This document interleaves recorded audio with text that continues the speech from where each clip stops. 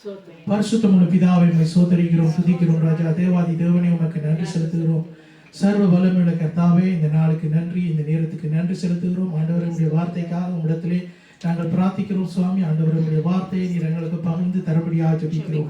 மனுஷன் அப்பத்தினால் மாத்திரமல்ல, தேவனுடைய வாயிலிருந்து புறப்படுகிற ஒவ்வொரு வார்த்தையினாலும் பிரகாரம் ஆண்டவரை இந்த வேளையிலும் உடைய வார்த்தை ஆண்டவரை எங்களை ஆண்டவரை சரிப்படுத்தும்படியாக ஜெபிக்கிறோம். ஆண்டவருடைய வார்த்தையில் இருந்து கிடைக்கிற ஆசீர்வாதங்களை நாங்கள் பெற்றுக்கொண்டு அதன்படி வாழவும் ராஜா ஆண்டவரை உம்மிடத்தில் வந்து சேரவும் நீர் எங்களை ஆண்டவரை வழி நடத்தும்படியாக ஜெபிக்கிறேன். நான் அல்ல, என்னுடைய சுயம் அல்ல, நீர் தாமே பேசும்படியாக ஜெபிக்கிறேன். பரிசுத்த ஆவியானவரை உடைய கரத்திலே எங்கள் எல்லாரையும் ஒப்புக் கொடுக்கிறோம். எங்களுடைய சிந்தனைகள், யோசனைகள் எல்லாவற்றையும் நீர் பொறுப்படுத்திக் கொள்ளும். இயேசுவின் நாமத்தில் ஜெபம் பண்ணி நிற்கிற பிதாவே, ஆமென். ஹல்லேலூயா. ஹல்லேலூயா. இந்த இன்றைய நாட்களிலும் நாங்கள் பார்க்க போறது சாபத்தை குறித்து பார்க்க போறோம். சாபத்தை குறித்து அநேகமான பிரசங்கங்கள் கேட்கிறதில்லை. ஆனால் சாபம் என்றாலே ஒரு கொஞ்சம் யோசனையா இருக்கும், என்னென்று சாபத்தை பற்றி நாங்கள் பார்க்கிறதுன்னு சொல்லி. ஆனாலும் தேவனுடைய வார்த்தை இப்படியாக சொல்லுகிறது. ஆண்டவர் எங்களுக்கு சாபத்தையும் ஆசீர்வாதத்தையும் எங்களுக்கு முன்பாக வைத்திருக்கிறார். நாங்கள் என்னத்தை எடுத்துக்கொள்கிறோம் என்றதுதான் எங்களுடைய இந்த இன்றைய நாளிலும் கேள்வி. தேவன் நாங்கள் ஆதி ஆகமத்திலே நாங்கள் தொடக்கத்திலே நாங்கள் பார்ப்போமா இருந்தால் அந்த இடத்திலே சொல்லப்படுகிறது. முதலாவதாக நாங்கள் இஸ்ரவேல் ஜனங்களை குறித்து நாங்கள் பார்க்கலாம். அதுக்கு முன்பு பார்க்க வேண்டாம் ஆபிரகாமுடைய அழைப்புதலை குறித்து பார்க்கலாம். அதுக்கு முன்னுக்கு பார்க்க வேண்டாம் ஆதி ஆகமத்திலே ஆதாம் ஏவாளை குறித்து. ஆதாம் ஏவாளும் அவளுக்கு கொடுத்த கட்டளைகளுக்கு மீறி நடந்த நிமித்தம் இந்த பூமி சபிக்கப்பட்டது. சபிக்கப்பட்ட ஒரு பூமியிலே தான் நாங்கள் வாழ்ந்து வருகிறோம். ஆனாலும் தேவனுக்குன்னு சொல்லி தெரிந்தெடுக்கப்பட்ட பிள்ளைகளாய் நாங்கள் இருக்கிறோம். நாங்கள் முதலாவது வசனத்தை நாங்கள் பார்ப்போம். ஆதியாகமம் 27வது அதிகாரம் 12வது வசனத்தை நாங்கள் வாசிக்க கேட்போம். ஒருவேளை என் தகப்பன் என்னை தடவி பார்த்தார், அப்பொழுது நான் அவருக்கு எத்தனாய் காணப்பட்டு என் மேல் ஆசீர்வாதத்தை அல்ல சாபத்தை வர பண்ணி கொள்வேனே என்றான். ஆமென். நாங்கள் பைபிளை நாங்கள் அநேக தரம் படிச்சிருக்கோம் என்று நான் விசுவாசிக்கிறேன். அநேக தரம் நாங்கள் படிச்சிருக்கிறது நிமித்தம் எங்களுக்கு இது என்னத்தை குறித்து இதில் சொல்லப்படுகிறேன் என்று சொல்லுகிறேன். அதாவது ஈசாக்குக்கு 2 பிள்ளைகள் இருந்தார்கள், ஏசாவும் யாக்கோபும். ஏசாவு மூத்தவனாயும் யாக்கோபு 2வதனாயும் இருந்தார். யாக்கோபு அந்த இடத்திலே ஈசாக்கு சொல்லுறான், நான் உன்னை ஆசீர்வதிக்க போகிறேன், நீ போய் எனக்கு ஒரு சாப்பாடை செய்துட்டு வான்னு சொல்லி அவருக்கு உத்தரவு கொடுக்கிறார். ஏசாவு மலமலண்டு போய் அவர் எல்லாம் ஆயத்தப்படுத்தி கொண்டு அவர் வருகிறதுக்கு முதல் இதை யார் கேட்கிறது? ரெபேக்கா. ரெபேக்கா ஈசாக்கோட மனைவி. அதை கேட்டுட்டு 2வது மகனுக்கு அந்த ஆசீர்வாதம் போறதுக்கான ஒரு வழியை ஏற்படுத்தினார். ஆனால் ஏற்படுத்தினது நிமித்தம் அந்த யாக்கோபு 2வது மகனாக இருந்து அவன் என்ன செய்கிறான்? அவன் தயங்கினான். இந்த காரியத்துக்குள்ள அவன் இறங்குறதுக்கு தயங்கினான். அந்த நேரத்தில் ரெபேக்கா சொல்லுகிறான் என்றால், உனக்கு கிடைக்கிற சாபம் எனக்கு மேல் வரட்டும் சொல்லி வாயின் வார்த்தை கவனமாயிருக்க வேண்டும். உனக்கு கிடைக்கிற சாபம் என் மேல் வரட்டுக்கும் சொல்லி அவன் சொல்லி அந்த சாபத்தை தனக்கென்று சொல்லி எடுத்துக்கொள்கிறான். இது முதலாவது ஒரு இடத்துல ஆதியாகமத்தில் நாங்கள் பார்க்கல. முதலாவது நாங்கள் பார்க்கிற ஒரு காரியம். 2வதாக நாங்கள் பார்ப்போம். 27:12 வாசிச்சீங்க. அடுத்த வசனம் நாங்கள் பார்ப்போம். 31வது அதிகாரம், ஆதியாகமம் 31வது அதிகாரம் 32வது வசனத்தை நாங்கள் பார்ப்போம். இது அதாவது இவர்களுக்கு அடுத்த வர்ற ஜெனரேஷன்ல நடக்கிற காரியம். ஆனாலும் யாரிடத்தில் உம்முடைய தெய்வங்களை கண்டுபிடிக்கிறீரோ அவனை உயிரோடே விட வேண்டாம். உம்முடைய பொருட்கள் ஏதாவது என் வசத்தில் உண்டானால் நீர் அதை நம்முடைய சகோதரருக்கு முன்பாக பரிசோதித்தறிந்து அதை எடுத்துக்கொள்ளும் என்றான். ராகேல் அவைகளை திருடி கொண்டு வந்ததை யாக்கோபு அறியாதிருந்தான். ஆமென். இந்த இடத்திலே நாங்கள் கவனிக்கிறோம் என்னவென்றால், ராகேல் தன்னுடைய தகப்பன் வீட்டிலிருந்து அவர்கள் வெளிப்படும் போது அவர் ஒரு சுரூபத்தை களவெடுத்துட்டு வர்றான். அந்த சுரூபத்தை களவெடுத்து கொண்டு தானே ஒழித்து வைத்துக் கொண்டிருக்கிறான். அந்த இடத்திலே அவருடைய ராகேலுடைய புருஷன் ஒரு சாபத்தை சொல்லுகிறார். யார்கிட்ட அந்த சுருவம் இருக்குதோ அந்த ஆள் சாக வேண்டும் என்று சொல்லி சொல்லப்படுகிறது. எல்லாரும் சாகிறதானே என்று நாங்கள் நினைச்சு கொள்ளலாம். ஆனா இப்படியான ஒரு சாபம் அவர்களுடைய வாழ்க்கை, அதாவது அவருடைய வருஷங்களை குறைத்துவிடும். எல்லாரும் சாகத்தான் போறோம், எல்லாரும் பிறக்கிறது தான், எல்லாரும் சாகிறது தான். ஆனால் இந்த இடத்துல நாங்கள் கவனிப்போமா இருந்தால், ராகேலுக்கு சிலது இந்த சாபம் பேசப்படாமல் இருந்தால் ராகேலுடைய வயது இன்னும் கூடவா இருக்கலாம். ஆனால் அவர் சொன்ன வார்த்தையின்படி, புருஷன் சொன்ன வார்த்தையின்படி ராகேல் எப்ப இறக்கிறான்னா, பெஞ்சமின் பிறக்கைக்குள்ள ராகேல் இறந்து போகிறதை நாங்கள் வாசிக்கக்கூடியதாக இருக்கிறது. தொடர்ந்து பார்ப்போமா இருந்தால், சில வேளையில் உங்களுக்கு கொஞ்சம் சிந்தனைக்கு கொஞ்சம் கஷ்டமாக இருக்கலாம். நாங்கள் இதை தொடர்ந்து நாங்கள் பார்த்துட்டு போகிறதுக்கு எல்லாத்துக்கும் ஒரு வழக்கம் இருக்குது. அதனால தான் நான் ஆதியாகமத்திலிருந்து இதில் எடுத்துக்கொள்கிறேன். Wir haben gerade heute geguckt, wir gucken jetzt gerade über Fluch. Segen und Fluch hat uns gegeben Gott, und wir gucken nur heute über Flüche. Weil viele predigen nicht darüber, viele wollen immer so einen Bogen um diese Flüche machen. Darüber zu predigen ist so eine Sache, die jetzt vielleicht die Gemeinde nicht akzeptiert wird. Die Gemeinde will immer so, dass alles schön und alles friedlich, alles beläuft. Aber das sind Tatsachen, die in der Bibel festgehalten sind. Darüber gucken wir uns heute an. Und in erster Linie haben wir über Rebekka geguckt, wie Rebekka sagte, ich nehme das Fluch, was auf dich kommt, auf seinen Sohn, auf ihren Sohn, das nimmt die auf sich. Und dann zweite Generation, das macht das Gleiche, zweite Generation davon, Rahel hat zum Beispiel das Hausgötzen von ihrem Vater mitgenommen, und ihr Mann spricht einen Fluch über diese Person, derjenige, der das geklaut hat. Und sie stirbt auch in diesem Moment. Also nicht direkt, die stirbt nach einigen Zeiten, wo Benjamin geboren wird. Aber wir können die Frage stellen, jeder ist geboren, jeder wird auch sterben. Aber in dem Maßen kann man nur schätzen, es könnte sein, dass ihr Lebensweg verkürzt wurde. Es könnte sein, dass wenn die jetzt nicht das Haus gestohlen wurde, dann könnte die vielleicht noch länger leben. Es ist ein Segen eigentlich, was die eigentlich haben sollte. Ne?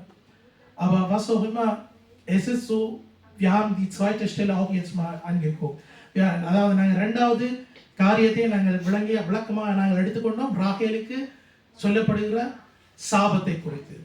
அடுத்ததாக நாங்கள் பார்ப்போம், சாபத்தை குறித்து பைபிளில் எழுதப்பட்டிருக்கிறது எங்க என்றால், உபாகமத்திலே எழுதப்பட்டிருக்கிறது 28வது அதிகாரத்திலே.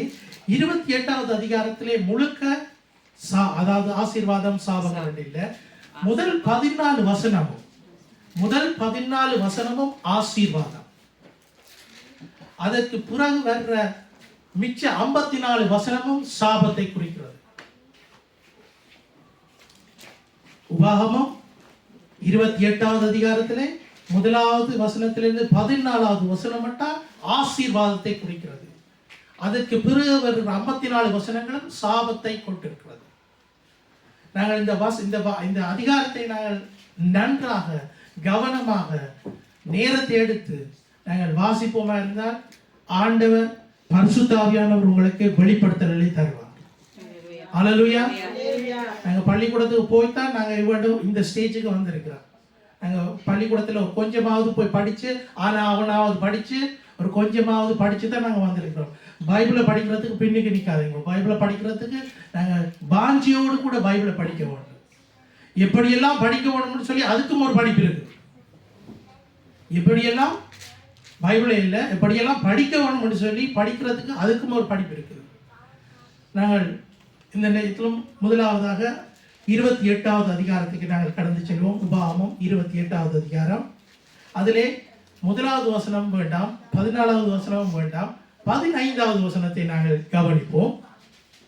இன்று நான் உனக்கு விதிக்கிற உன் தேவனாய கர்த்தருடைய எல்லா கற்பனைகளின் படியும் கட்டளைகளின் படியும் நடக்க கவனமாய் இருக்கிறதற்கு அவர் சத்தத்துக்கு செவி கொடாதே போவாயாகில் இப்பொழுது சொல்லப்படும் சாபங்கள் எல்லாம் உன்மேல் வந்து உனக்கு பலிக்கும். ஆமென். அல்லேலூயா. உற்சாகமா இருக்கிறீங்களா? என்னன்னு சொல்லப்படும் பயமா இருக்கா? பயமா இருக்கா? இதுல சொல்லப்படுகிறது என்ன?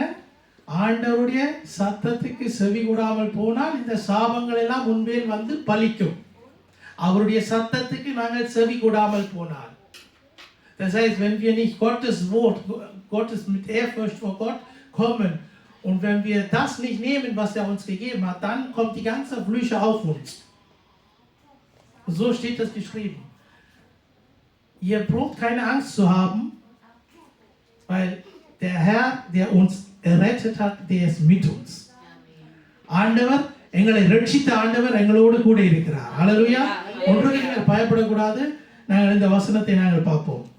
இதிலே சொல்லப்படுகிற வசனங்களை நாங்கள் தொடர்ந்து வாசிச்சுட்டு போக வேண்டாம். ஒரு சில வசனங்களை நாங்கள் வாசிப்போம். அடுத்தடுத்த வசனங்களை நீங்கள் வாசிங்க. நீ பட்டணத்திலும் சபிக்கப்பட்டிருப்பாய், நீ பட்டணத்திலும் சபிக்கப்பட்டிருப்பாய், வெளியிலும் சபிக்கப்பட்டிருப்பாய். உன் கூடையும் மாப்பிசைரும் தொட்டியும் சபிக்கப்பட்டிருக்கும். உன் கற்பத்தின் கனியும் நிலத்தின் கனியும் மாடுகளின் பெருக்கமும் ஆடுகளும் மந்தைகளும் சபிக்கப்பட்டிருக்கும். முதலாவது இருக்கிற தேசம், இரண்டாவது இருக்கிற வீட்டுக்குள்ள வந்துட்டு. சாபம் தேசத்துக்கு இருக்குது, சாபம் வீட்டுக்கு இருக்குது, சாபம் ஒரு குடும்பத்தின் மேலே இருக்குது, சாபம் ஒரு தனி நபருக்கு மேலே இருக்கிறது, சாபம் பிள்ளைகளுக்கு மேலே இருக்கிறது. கவனமாய் நாங்கள் இந்த காரியங்களுக்கு நாங்கள் எங்களுடைய செவிகளை சாய்க்க வேண்டியதாக இருக்கிறது. இந்த சாபத்தை எல்லாம் வென்றது யார்? இயேசு கிறிஸ்து. மரத்திலே தூக்கப்பட்ட எவனும் சபிக்கப்பட்டவன், மரத்திலே தூக்கப்பட்டவனும் சபிக்கப்பட்டவன் என்று வசனம் சொல்லுகிறது. இயேசு கிறிஸ்து எங்களுக்காக இந்த சாபங்களை எல்லாம் தனக்கு மேலே எடுத்துக்கொண்டார். அவர் பாவத்திலிருந்து எங்களுக்கு மன்னிப்பை தரவில்லை தனியா, அந்த சாபத்திலிருந்து கூட எங்களுக்கு விடுதலையை கொடுத்திருக்கிறார். இப்ப நாங்கள் கீழ்ப்படியாமையின் பிள்ளைகளாய் நாங்கள் இருந்தோம். என்னண்டு எல்லாரும் பாவம் செய்து கெட்டு போனார்கள் என்றுதான் வசனம் சொல்லுகிறது. எல்லாரும் கீழ்ப்படியாமையின் பிள்ளைகளாய்த்தான் இருந்தோம். நானும் கூட கீழ்ப்படியாமையின் பிள்ளைகளாய்த்தான் இருந்தேன். ஆனால் தேவனுடைய வசனம் பேசின போது நான் என்னை விட்டு கொடுத்தேன். நான் செய்த குலப்படியே நான் இப்ப சொல்லுவோம்னா அது தேவையில்லை. அதுக்கு கொடுத்து பெருமை பாராட்டக்கூடாது. ஆனா அது எங்களுக்கு தேவையில்லை. குலப்படி செய்யாம ஒருத்தரும் இல்லை, பாவம் செய்யாம ஒருத்தரும் இல்லை. ஆண்டவர் பாவிகளுக்காகத்தான் இந்த பூமிக்கே வந்தார். ஆண்டவர் சொல்லல நல்லா குடும்பம் நல்லா இருக்கிறது, தாய் தப்பு நல்லா இருக்கிறது, பிள்ளைகள் நல்லா இருக்கிறது, அவர்களுக்காக நான் வந்திருக்கிறேன் என்று இயேசு கிறிஸ்து சொல்லல. இயேசு கிறிஸ்து சொல்லியிருக்கார், பாவிகளை ரட்சிக்க இந்த பூமிக்கு மனித குமாரன் வந்தார் என்று சொல்லப்பட்டிருக்கிறது. நாங்கள் வசனத்தை நாங்கள் கவனிப்போம். மத்தேயு 27வது அதிகாரம் 25வது வசனத்தை நாங்கள் பார்ப்போம். Das heißt, Jesus Christus ist gekommen, von den Flüchen uns zu befreien. Dafür ist er gekommen. Er ist nicht nur gekommen, von den Sünden zu befreien, sondern auch von den Flüchen. Das müssen wir wirklich ein klares Bild vor uns haben. Warum ist Jesus Christus gekommen? Es steht geschrieben, die waren alle Sünder. Es gab keinen, der ohne Sünde gelebt hat. Wir sind alle mit Sünde aufgewachsen. Aber wir haben Gott erkannt. Wir haben sein Wort, er hat uns gesprochen. Und jetzt spricht es immer noch zu uns. Wir müssen uns hingeben für Gott. Wir müssen uns richten. Also sein Wort richtet uns. Es gibt keine Pastor, es gibt keine Leiter oder es gibt keine eine Älteste, der dich richtet. Gottes Wort ist das, was uns richtet. அதாவது ஆண்டவருடைய வசனம் தான் எங்களை சரிப்படுத்துகிறது. ஒரு பாஸ்டரோ இல்லாட்டி ஒரு மூப்பரோ ஒரு ஊழியக்காரனோ உங்களை சரிப்படுத்துற இல்லை. ஆண்டவருடைய வசனம் தான் எங்களை சரிப்படுத்துகிறது. ஆண்டவருடைய வசனம் எங்களோடு பேசும். அந்த வசனம் ஜீவனுள்ள வசனம். அந்த வசனம் எங்களுக்குள்ளே வாசம் செய்கிற வசனம். நாங்கள் இந்த நேரத்தில் இந்த வசனத்தை நாங்கள் பார்ப்போம். அதற்கு ஜனங்கள் எல்லாரும் இவனுடைய இரத்தப்பழி எங்கள் மேலும் எங்கள் பிள்ளைகள் மேலும் இருப்பதாக என்று சொன்னார்கள். ஆமென். அதற்கு ஜனங்கள் எல்லாரும் இவனுடைய இரத்தப்பழி எங்கள் மீதும் எங்களுடைய பிள்ளைகள் மீதும் இருப்பதாக என்று சொன்னார்கள். இது யாருக்கு யார் சொன்னார்கள்? இஸ்ரவேல் மக்கள். இயேசுவோட பழி, இயேசுவை சிலுவையிலே அறைய கொண்டு போற நேரம் சொல்லப்பட்ட வார்த்தைகள் நாங்கள் இருக்கிற பூமியிலே நிறைவேறினதை நாங்கள் காணக்கூடியதா இருக்கிறது. இந்த பூமியில எத்தனை யூதரை கொண்டு குவித்தவங்க? இந்த பூமியில நாங்க இருக்கிற இந்த தேசத்துல wie viele Millionen von ja ஆனால் எப்படி சொன்னாலும் தேவனுடைய வார்த்தை சும்மா இதாண்டே இல்லை. அவர்கள் சும்மா சொல்லல, ஒரு சாட்டு போக்குக்கு சொல்லல இந்த சாபம் எங்களுக்கு மேல வரணும்.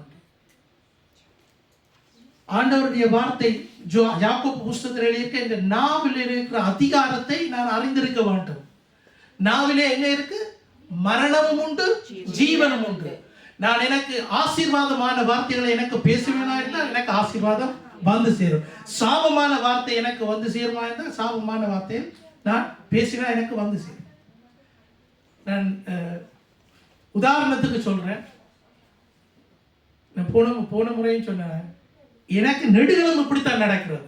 எத்தனை பேர் சொல்றோம்? நீங்க எனக்கு நெடுகளும் இப்படித்தான் நடக்கிறது சொல்லாதீங்க, அது பிழையான வார்த்தை. குடும்பத்திலே யாரையாவது நாங்கள் திட்டுவோமா இருந்தால் அந்த திட்டுறாள் பக்கத்துல இருந்து தச்சமே திரும்பி எங்களை பார்த்துட்டேன்னா உடனே எங்களுக்கு என்ன ஞாபகம் வரும்? சத்தம் போட வேண்டிய வாயை பூட்டி கொண்டு இருந்திருக்கலாம் அப்படின்னு சொல்லி அவமானம் வரும் தானே. அந்த அவமானத்துல நாங்கள் நினைக்கிறது இப்படித்தான். நான் சத்தம் போடாம இருந்திருக்கலாம், நான் சத்தம் போடாம இருந்திருக்கலாம், நான் இப்படி சொல்லாம இருந்திருக்கலாம். நீங்க சொன்ன வார்த்தைகளை திரும்பவும் எடுத்துக்கொள்ளலாது.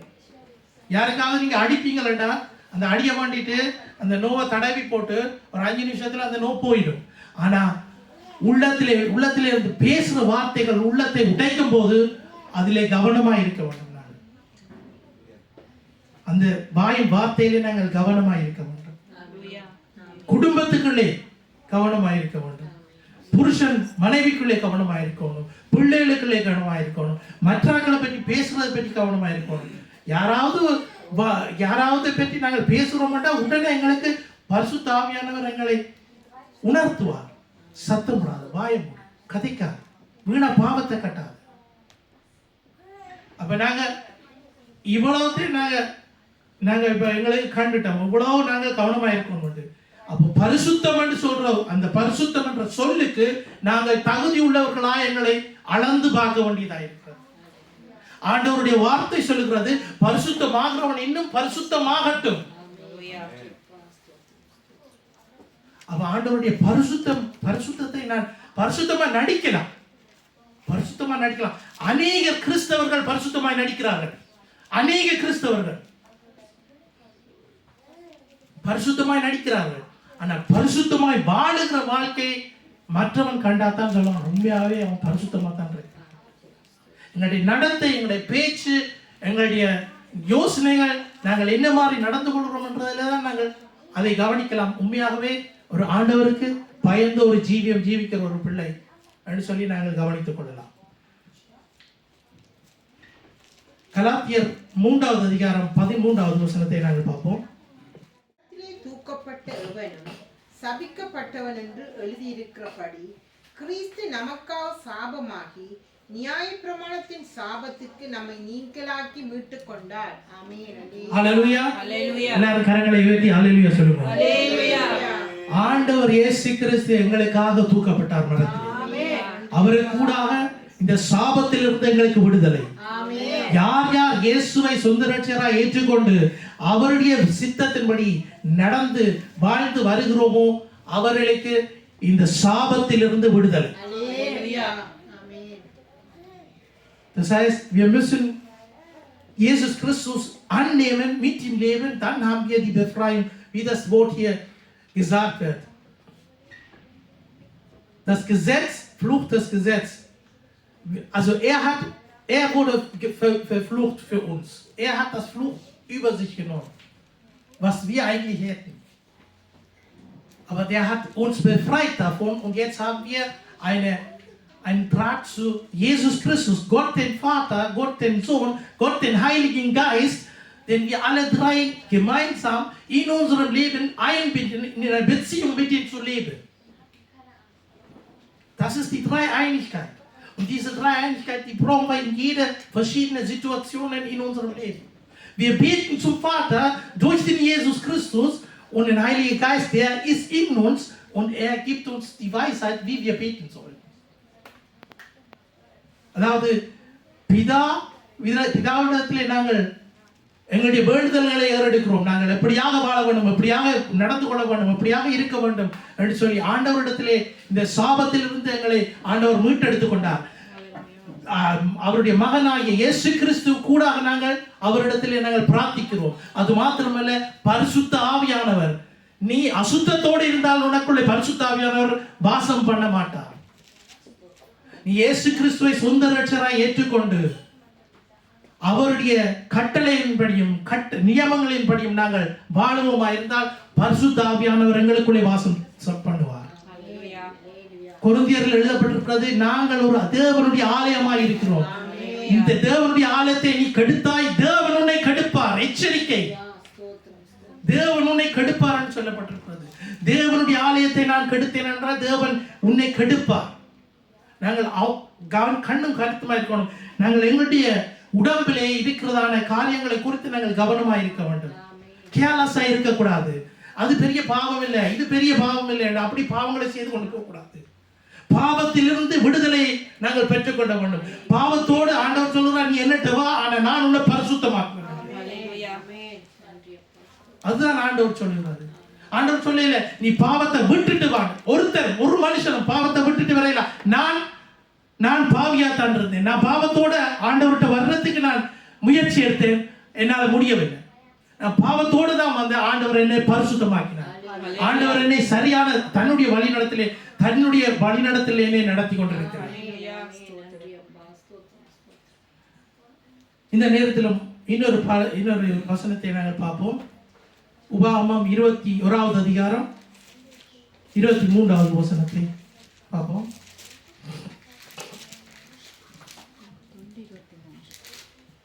இரவிலே அவன் பிரேதம் மரத்திலே தொங்கலாகாது. அந்த நாளிலே தானே அதை அடக்கம் பண்ண வேண்டும். தூக்கி போடப்பட்டவன் தேவனால் சபிக்கப்பட்டவன். ஆகையால் உன் தேவனாகிய கர்த்தர் உனக்கு சுதந்திரமாக கொடுக்கும் உன் தேசத்தை தீட்டுப்படுத்தாயாக. இது ஆதியாகமத்திலே சொல்லப்பட்ட ஒரு காரியம் என்னவென்றால், மரத்திலே தூக்கப்பட்டவன் சபிக்கப்பட்டவன் என்ற நிமித்தம் இந்த வசனத்துக்கு ஒப்பாக இந்த வசனம் இதில் எழுதப்பட்டிருக்கிறது. உபாகமத்திலே மரத்திலே அந்த பிரேதம் தொங்கிக் கொண்டு கிடைக்கக்கூடாது, அதை எடுத்து விடணும், இறக்கி விடணும். இயேசு கிறிஸ்து மரத்திலே தொங்கினார், சிலுவையிலே அவர் தொங்கினார். அவர் இறந்த அப்புறம் அவர்களை இறக்கி எடுத்து கல்லறையிலே அடக்கம் பண்ணினார்கள். அவர் 3ஆம் நாள் உயிர் தெழுந்தார். இதை நான் விசுவாசிக்கிறேன். அவர் 3ஆம் நாள் உயிர் தெழுந்து எங்களுக்கு ஒரு வழியை ஆயத்தப்படுத்தினார்.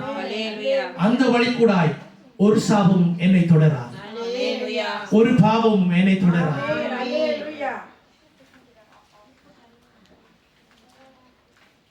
இந்த இடத்துல சொல்லப்படுகிற காரியங்களை பார்ப்போம். சாபத்தை குறித்து, சாபம் எப்படிப்பட்ட சாபங்கள் என்று நாங்கள் பார்ப்போம்.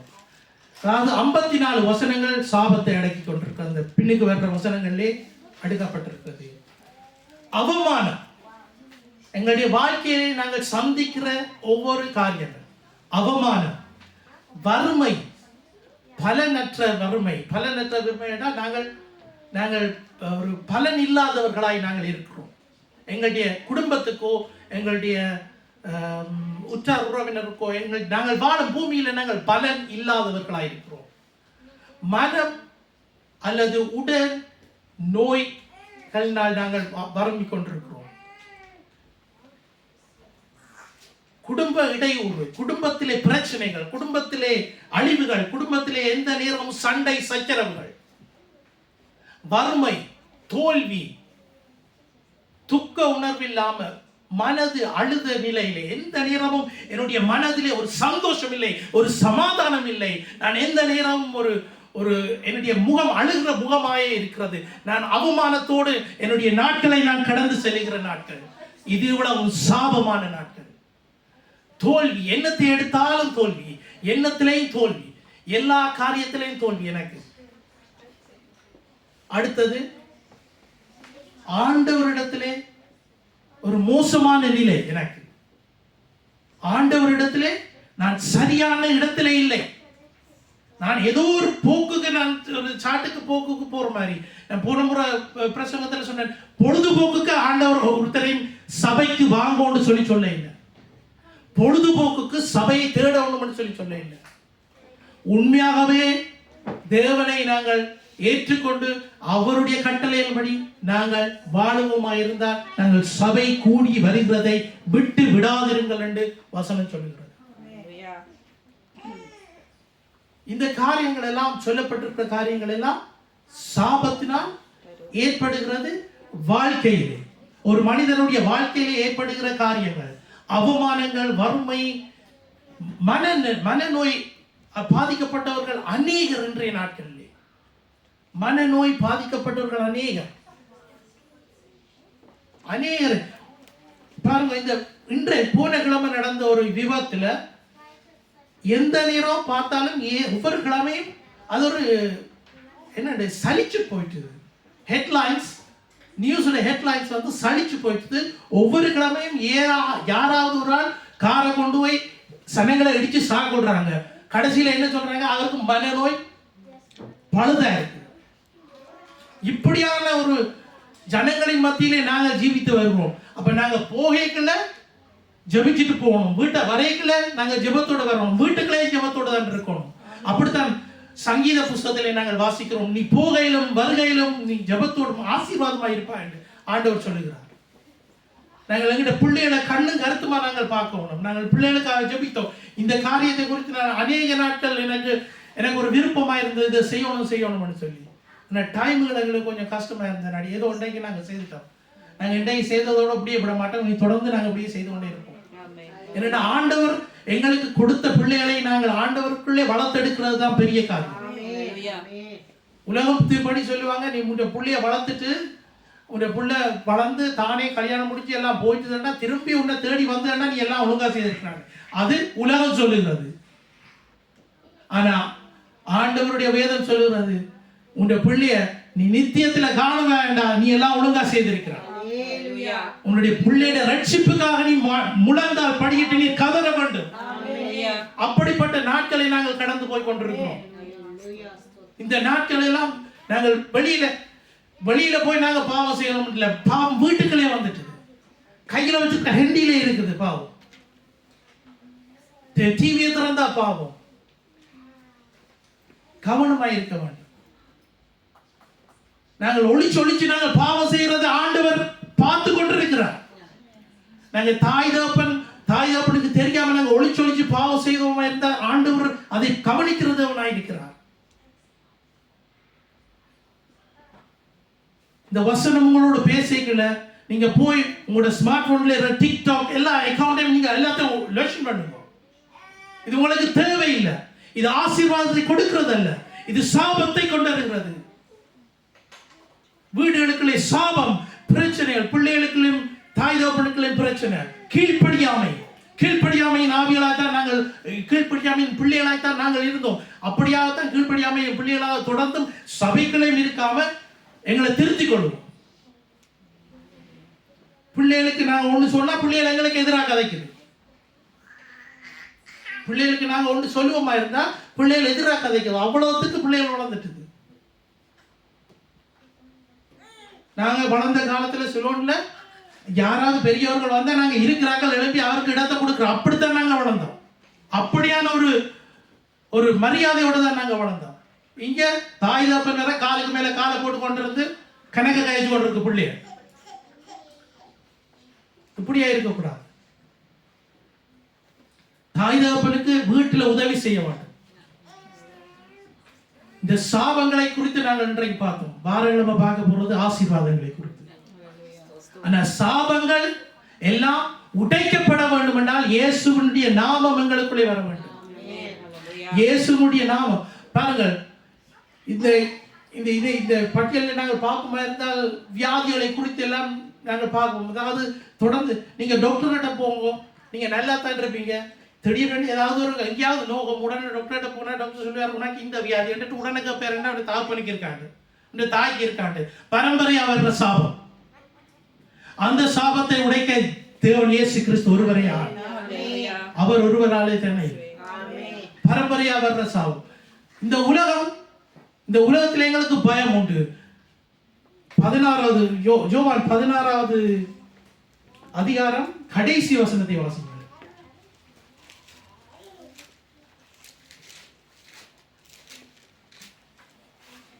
என்னிடத்தில் உங்களுக்கு சமாதானம் உண்டாயிருக்கும் பொருட்டு இவைகளை உங்களுக்கு சொன்னேன். உலகத்தில் உங்களுக்கு உபத்திரவம் உண்டு, ஆனாலும் திடன் கொள்ளுங்கள், நான் உலகத்தை ஜெயித்தேன் என்றார். உலகத்தில் நான் உயிரோடு இருக்க மாட்டேன், உபத்திரவம் எனக்கு உண்டு, ஆனாலும் திடன் கொள்ளுங்கள், நான் அதை ஜெயித்தேன், நான் உலகத்தை ஜெயித்தேன். அப்ப நாங்க யாரை பிடிச்சு கொள்ளணும்? உலகத்தை பிடிக்கணும். நாங்க உலகத்தை பிடிக்கணும். நாங்க இயேசுவை பிடிக்கணும். இயேசுவை பிடிக்காதான் நாங்க தப்பு இல்லாட்டி நாங்க தப்ப மாட்டோம். நாங்க இந்த உலகத்துக்கு தப்பி பாருங்க. இந்த உலகத்துல வாழ்ந்து கொண்டு போற ஆட்கள் எல்லாரும் என்னென்னு வாழ்றாங்க. ஒரு கொஞ்சம் பகுதி ஆண்டவருடைய பயத்தோடு வாழுது, ஒரு கொஞ்சம் பகுதி ஆண்டவருடைய பயம் இல்லாம, கொஞ்சம் பகுதின்னு சொல்லலாம் அநேகர் ஆண்டவருடைய பயம் இல்லாம வாழ்ந்து கொண்டிருக்கிறார்கள். ஏதோ வந்தாவா போனா போன மாதிரி அவங்களோட வாழ்க்கை போய் கொண்டிருக்குது. இன்றைக்கு நான் ஒழுங்கா இருக்கேன், நாளைக்கு எனக்கு பிரச்சனை வந்தா வந்துட்டு போட்டு சரி அந்த பிரச்சனையை சால்வ் பண்றதுக்கு நாங்க வேற எங்கேயும் போனா இன்னொரு பிரச்சனை. இப்படியே ஒன்றுக்கு மேல ஒன்றா எல்லாத்தையும் தூக்கி கட்டி கொண்டு ஆண்டவர் சொல்லுகிறார், இதோ வருத்தப்பட்டு பாரம் சுமக்கிறவரே எல்லாரும் என்னிடத்திலே வாருங்கள், நான் உனக்கு இளைப்பாறுதல் தருவேன் சொன்னார் இயேசு கிறிஸ்து. ஆனா மனுஷன் என்ன, அந்த பிரச்சனைகளை எல்லாம் தூக்கி வச்சுக்கொண்டு தலையில வச்சுக்கொண்டு நித்திரை இல்லை, சமாதானம் இல்லை, ஒரு நிம்மதி இல்லை, ஒரு மனமகிழ்ச்சி இல்லை. இந்த சாபமான பாவமான வாழ்க்கைக்குள்ள தான் கடந்து கொண்டு போய்கொண்டே இருக்கிறான். இதை விட்டு நீ பிரியணும்டா இயேசுவ சொந்த ரட்சகராயிட்டுக்கோ. இயேசுவ சொந்த ரட்சகராயிட்டுக்கோ. இயேசுவ நாங்க எங்களுடைய வாழ்க்கையில எடுத்துக்கொள்ளணும். நாங்க சொல்லுவோம் நாங்க எல்லாம் ரட்சிக்க. நான் என்னுடைய வாழ்க்கையில நான் எனக்கு நடந்தது சொல்றேன். நான் எல்லாம் சின்னல இருந்து நான் ஆலயத்துக்கு போய் தான் வந்தேன். சின்னல அங்க சிலோன்லயே போனேன், இங்கே போனேன். இங்க வந்து நான் இன்னும் கூட குழப்படி செய்த இன்னும் கூட பாவத்துக்குள்ள நான் போனேன். ஆனா இப்படியே போய் கொண்டிருக்கல பாவமா ஆண்டவர்கிட்ட போவோமா விடுவோமான்னு சொல்லி ஒரு வாழ்க்கையில நான் வாழ்ந்து கொண்டிருந்தேன். ஆனா ஆண்டவர் என்ன தன்னுடைய கரத்தை பிடித்து தன்னுடைய கரத்தை கொடுத்து என்னை அந்த பாவமான வாழ்க்கையில இருந்து தூக்கி எடுத்தார். நான் தப்பினே பிழைச்சேன், திரும்பியும் பார்க்கல, நான் அப்படியே வந்துட்டேன் ஆண்டவர்கிட்ட. ஆனா இதுக்கு முதல் நான் என்ன செய்து கொண்டிருந்தேன்டா, பாவத்தோட நான் ஆண்டவர் சபைக்கு போனா ஒருத்தருக்கு தெரியாதானே, உங்களுக்கு ஒருத்தருக்கு தெரியாது. ஆனா ஆண்டவர் பார்த்தார். ஆண்டவர் என்ன செய்தார், என்னை சரியான வழியிலே கொண்டு வந்தார். ஒவ்வொருத்தரும் பாவமான வாழ்க்கைகளால் வந்துதான் அவங்க ஆண்டவர்கிட்ட வர்றாங்க. அதுக்காண்டி பாவத்தை செய்து கொண்டு இருக்காத, உன்னை புத்தி தெளிய வேண்டும். வசனம் பேசிக்கல நாங்க எங்களை விட்டு கொடுக்க வேண்டும் ஆண்டவரிடத்தில். எத்தனை பேர் ஆண்டவரிடத்தில் உங்களை விட்டு கொடுக்க போறீங்க? நாங்க ரட்சிக்கப்பட்டிருக்கிறோம், நாங்க வந்து கொண்டிருக்கிறோம். ஆனா சில நேரத்தில் நாங்க சில பிரச்சனைகளுக்குள்ளாக நாங்க கடந்துவோம். நாங்க நினைக்கிறோம் எங்களுடைய நிலைமைப்படி எங்களுடைய மனசாட்சியின்படி நாங்க எல்லாம் ஒழுங்கா தான் செய்யறோம். ஆனா நீங்க உங்களோட வழியில நின்று பாருங்க, நீங்க என்ன கூத்து போடுறீங்க, நீங்க என்ன கூத்து போடுறீங்க உங்களையே நீங்க வெளியில நின்று பாருங்க, நீங்க என்ன செய்யறீங்க. அப்படி இருக்காம உண்மையாகவே ஆண்டவரிடத்துல கீழ்ப்படுகிற ஒரு உள்ளத்தோடு கூட ஆண்டவரிடத்துல உங்களை ஒப்பு கொடுங்க. ஆண்டவரிடத்துல ஒப்பு கொடுத்து, ஆண்டவரே நான் பாவி, நாங்கள் பரலோகத்தில் இருக்க எங்கள் பிதாவினுடைய நாமம் பரிசுத்தப்படுவதாக அந்த வசனம் அந்த ஜெபம் உங்களுக்கு தெரியும். அந்த இடத்துல ஆண்டவர் அந்த இயேசு கிறிஸ்து சொல்லுகிற வசனத்துல சொல்லுகிறார், உங்களுக்கு நான் மன்னிக்கிறது கூட மற்றவர்களுக்கு மன்னிக்க வேணும். எங்களுக்கு மன்னிப்பு வேணுமா, ஆண்டவரை நாங்கள் அண்டிக்கொள்ளும். ஆண்டவரிடத்தில் நாங்க மன்னிப்பு பெற்ற அப்புறம் மற்றவனை மன்னிக்காம போயிடாது. மற்றவனை மன்னிக்காம போயிடாது. பிரச்சனைகள் குடும்பத்துக்குள்ளே இருக்குது, இல்லைன்னு சொல்லல. எல்லா குடும்பத்துக்குள்ளேயும் பிரச்சனை இருக்கு. ஆனா அந்த நாட்கள்ல எல்லாத்தையும் சால்வ் பண்ணி முடிச்சு விடுவோம். இந்த கோபத்தோட நீ நித்திரைக்கு போவனான்னு சொல்லியிருக்க, நீ கோபத்தோட வந்து காணிக்க செலுத்த வேணாம்னு சொல்லியிருக்க. வசனங்கள் அப்படியாக இருக்கிறது. யார் எந்த வசனத்துக்கு ஒப்பு கொடுக்கிறார்? ஆண்டவர் எங்களை சேவ் பண்ணி கொண்டிருக்கிறார். தன்னுடைய வார்த்தையினாலே ஆண்டவர் எங்களை சரிப்படுத்தி கொண்டிருக்கிறார். நாங்கள் எல்லாரும் எழுந்து நின்று ஜெபம் செய்வோம் தேவனுடைய வார்த்தைக்காக. அது மாத்திரமல்ல, முதலாவது நாங்கள் எங்களை அர்ப்பணிப்போம், எங்களை ஒப்பு கொடுப்போம் தேவனிடத்தில். ஆண்டவரே, நான் பாவி. ஆண்டவரிடத்திலே பாவ மன்னிப்பு எடுப்போம். ஆண்டவரிடத்திலே நாங்கள் பாவ மன்னிப்பு எடுத்து ஆண்டவரிடத்திலே திரும்பமாக நாங்கள் ஒப்புரவாகிக் கொள்வோம். ஒப்புரவாகிக் கொண்டு தேவன் எங்களை தன்னுடைய குமாரனுக்கு கூடாக எங்களோடு தன்னோடு கூட சேர்த்து கொண்டார். எங்களை நாங்கள் அர்ப்பணிப்போம். இதுக்கு பிறகு நான் நான் ஒரு ஜெபம் செய்வேன். அதுக்கு பிறகு நாங்கள் இந்த காரியங்களை முடித்துக்கொள்வோம். முதலாவதாக நாங்கள் எங்களை தேவனிடத்தில் ஒரு ஒரு ஒரு ஒரு 30 செகண்ட் கண்களை மூடி எல்லாரும் எங்களை ஆராய்ந்து பார்ப்போம். நாங்கள் எங்க பிளவிட்டு இருக்கிறோம், நாங்கள் எங்க பிளவிட்டுட்டாங்க. Lass uns mal zusammen Augen schließen und gucken, wo haben wir verfehlt, wo haben wir falsch gehandelt. Lass uns mal prüfen. Wir prüfen jetzt in diesem Moment. Gottes Geist soll zu uns sprechen.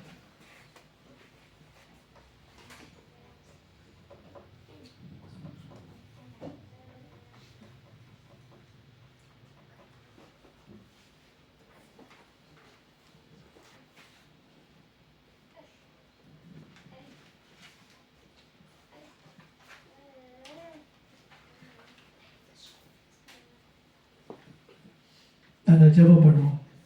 தேவனிடத்திலே நாங்கள் பாவம் மன்னிப்பெடுப்போம். தேவனிடத்திலே நாங்கள் எல்லாவற்றையும் ஒப்புக் கொடுப்போம். ஆண்டவரே, உமக்கு எதிராக நான் பாவம் செய்தேன், என்னை மன்னியும். ஆண்டவரிடத்திலே நாங்கள் எல்லாருமாக வாய்களை திறந்து நாங்கள் தேவனிடத்திலே நாங்கள் ஒப்புரவாகிக் கொள்வோம்.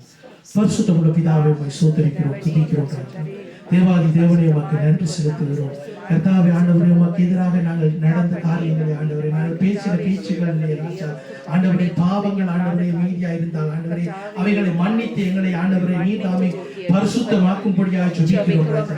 ஆண்டவரே, உம்முடைய கரத்திலே எங்களை நாங்கள் அர்ப்பணிக்கிறோம் ராஜா. ஆண்டவரே, உம்முடைய கரத்திலே எங்களை அர்ப்பணிக்கிறோம். உம்முடைய சித்தத்துக்கு நாங்கள் செவி சாய்க்க எங்களை கிருபை செய்வீராக ராஜா. ஆண்டவரே, உம்முடைய சத்தத்தை ஆண்டவரை கேட்கிறதுக்கான செவியை நீர் எங்களுக்கு தந்ததுக்காக நன்றி செலுத்துகிறோம். தகப்பனே, உம்முடைய கரத்திலே எங்களை முற்று முழுதுமாக ஒப்புக் கொடுக்கிறோம். ஆண்டவரே, எங்களை பொறுப்படுத்தி வழி நடத்தும்.